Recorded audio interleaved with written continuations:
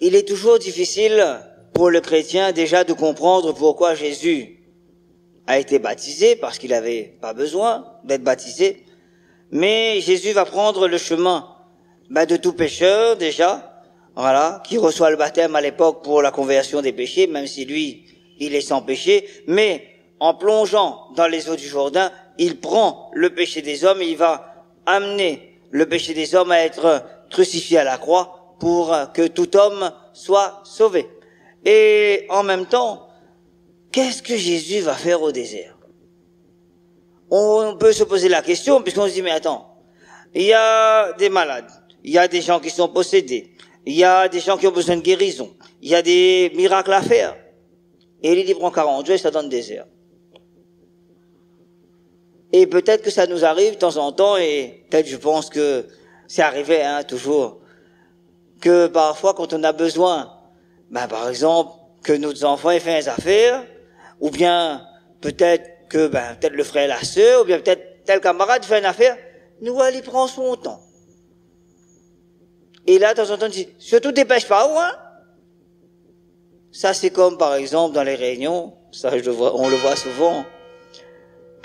Quand on fait des réunions, tant qu'on parle et on discute, ça va. Quand il s'agit de décider et de dire, par exemple, imaginons, je suis en réunion de catéchistes, avec les catéchistes. Bon, alors, qui ça y anime? Alors, dans cette cigarette dans l'air, il n'a cette, comme par hasard, un coup d'intelligence. Là, il écrit. Il n'a pas rien pour écrire, mais il écrit. Il n'a cette cigarette là-haut.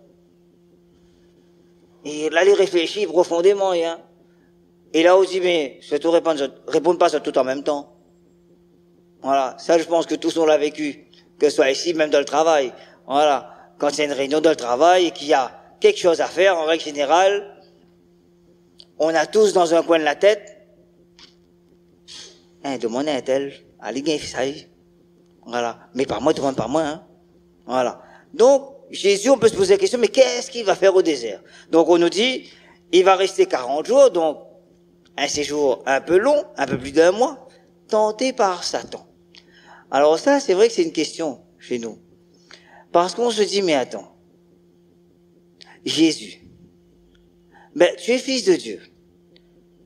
Déjà, en tant que fils de Dieu, tu es déjà vainqueur, pourquoi tu vas là-bas? Mais c'est une manière de dire, parce que le désert dans la Bible, est bien symbolique. Voilà. Il y a le désert, le lieu du désert, voilà. Mais il y a aussi ce lieu vide de notre cœur. Et quand on regarde, bel et bien, de nos prophètes, des patriarches sont passés par le désert, notamment Moïse, David, voilà, Élie, voilà. Donc ils sont passés par le désert. Mais souvent, pour nous qui entrons en carême, qui sommes entrés en carême, du moins, le désert, c'est ce lieu vide de notre cœur où se cachent parfois les pensées les plus profondes. Ce qu'on a enfui. Voilà. Les mensonges qu'on a gardés, qu'on nous la cachette là. Durant le carême, le fameux Satan, il va arriver et dire, Pépé, je glisse par là. Tu te souviens de ça? Tu te souviens de ça? Mais pourquoi il va faire ça? Pour dire, tu te souviens de ça? Et tu vois, regarde, tu es pas quelqu'un de bien, toi. Voilà ce que Satan va essayer de faire. Et c'est ce qu'on appelle le combat. Parce que nous savons que nous sommes aimés de Dieu. Nous savons que nous avons péché. Mais il y a parfois des péchés que nous avons cachés. Parce que, par exemple, là, nous préparons notre confession. Bien préparé. Ah, Seigneur, merci, ça prépare mon confession. Quand on arrive dans... Mon Père, pardonnez-moi parce que j'ai péché. Quels sont tes péchés, mon enfant? Ah, je me souviens plus. Mais bizarrement, celui que tu te souviens plus, c'est le plus gros. Mais tu te souviens, Père, on connaît des droits de colère, on connaît maman et comment il est. Oui, mais c'est pas ça que le Seigneur il désire. Va au plus profond, descends dans ce lieu-là. Il y a quelque chose que tu caches là. Mais tant que tu te libères pas de ça, tu n'arrives pas à être heureux. Parce que tu vas vivre dans la crainte et dans la peur. Parce que, par exemple, et je prends un exemple parmi tant d'autres, quand tu avais 16 ans, tu as rencontré un garçon, une fille, bon, vous êtes de la maille un peu ensemble, bon, si mademoiselle là tombe enceinte, mais comme à l'époque, si t'es dit ça, maman t'es formé dehors, le garçon, lui, il a fini de dire, oh, mais il veut pas rien, moi. On sort à où, hein, à moi, connaît, c'est où t'as fait au moins, même pas la main. Donc déjà, le garçon, lui, il va faire genre qu'il a oublié, mais il y en a un qui n'a pas oublié. L'adversaire ne l'oublie pas. Il va revenir tôt ou tard pour dire, mais tu as oublié cette jeune fille que tu as mise enceinte et que tu n'as pas assumée et auquel tu as poussé à avorter. Ça reste là. Ça revient à un moment donné de sa vie.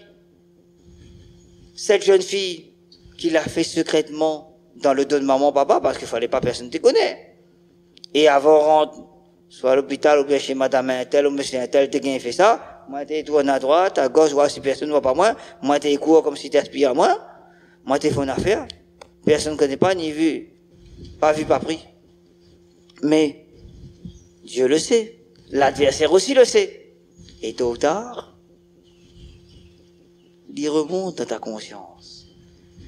Et l'adversaire va venir appuyer là-dessus pour dire, mais regarde, là, aujourd'hui, on est en train de faire 3 chapelets par jour, ou tout le monde 15 messes, etc. Elle est bien beau, mais tu as oublié ça. Tu es pas quelqu'un de bien, toi. Là, tu essaies de te racheter, mais t'es pas quelqu'un de bien, donc ça sert à rien.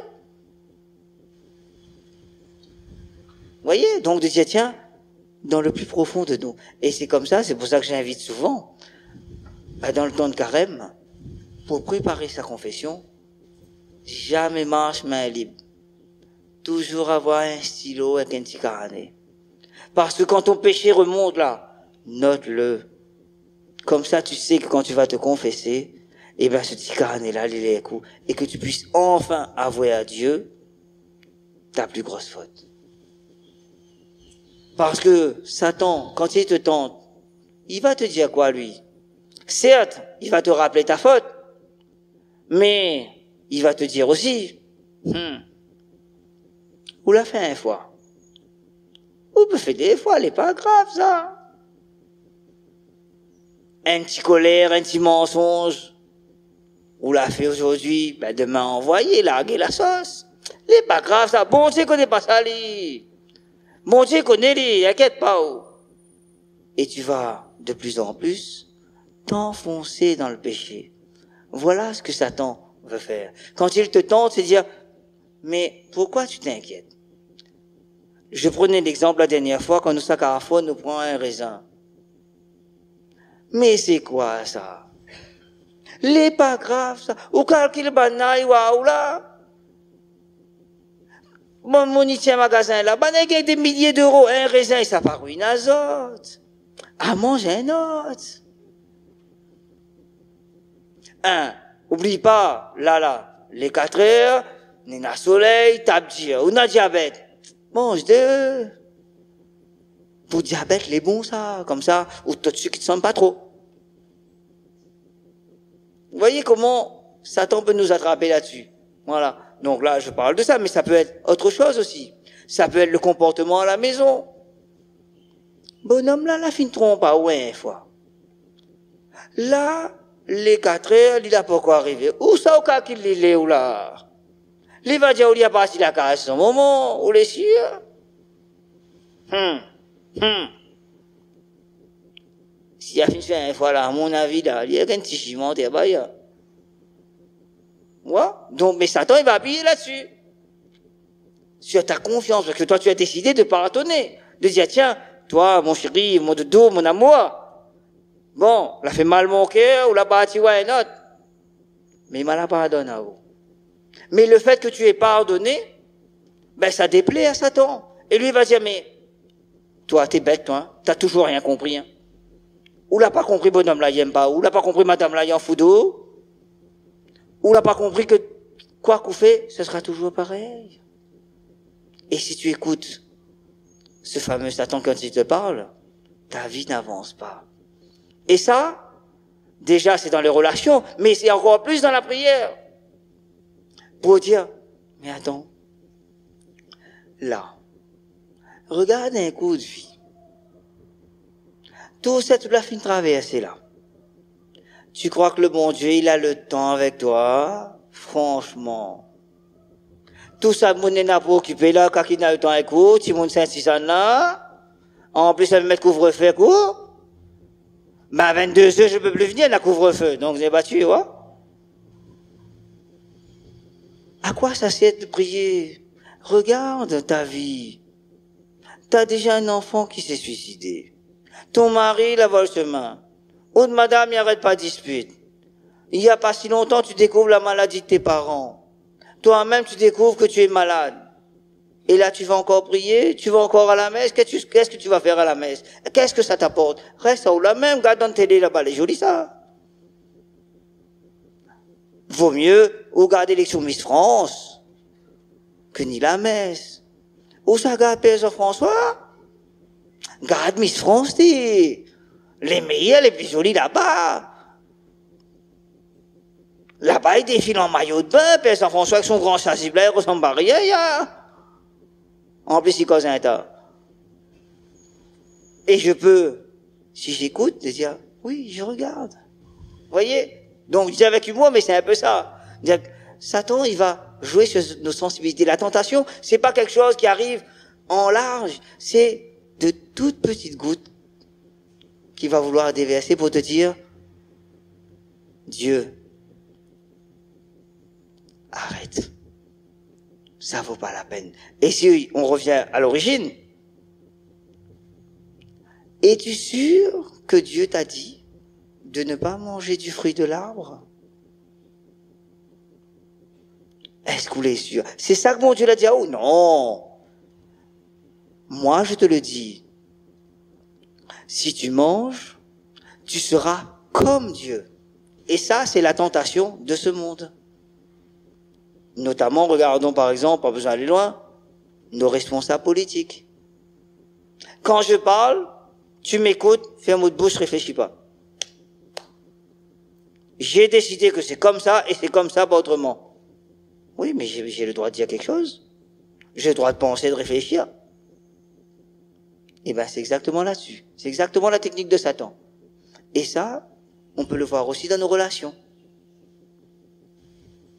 Et parfois, dans des groupes, ben, on peut le voir. Celui qui mène, souvent le responsable, quand il cause, ben, il faut plus dire rien. Eh ben, non. S'il y a ça, stop tout de suite, hein. Si c'est un groupe d'église, viens voir moi tout de suite, hein. Non, le responsable, il donne son avis, mais les autres ont le droit de réfléchir.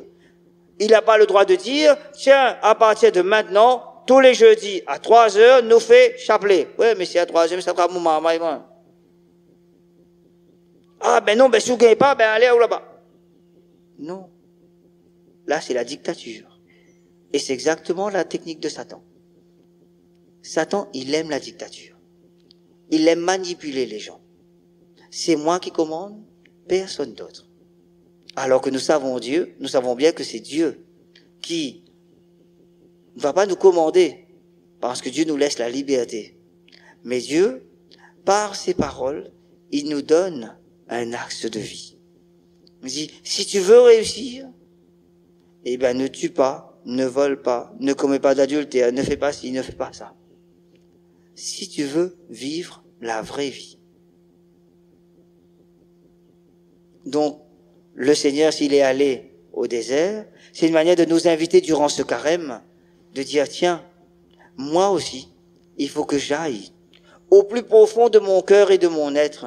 Et parfois, ça va descendre très loin dans ma petite enfance. Mais parce qu'il faut que je me libère totalement.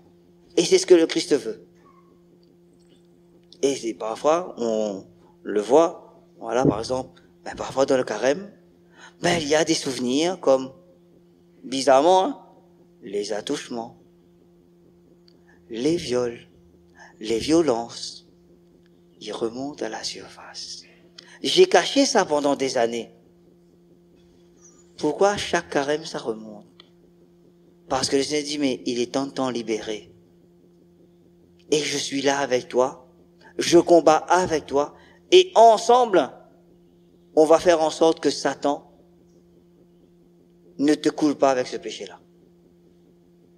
Je vais conduire ce péché-là et le crucifier à la croix pour que Satan n'ait plus aucune emprise sur toi.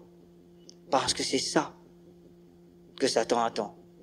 L'arme qui te coule, il va appuyer dessus pour dire « Chut, tais-toi, dis rien ». Et il va te faire croire que c'est pour protéger les gens. Oui, mais est-ce que moi je suis libre? Est-ce que moi, ma blessure elle est guérie? Eh ben non.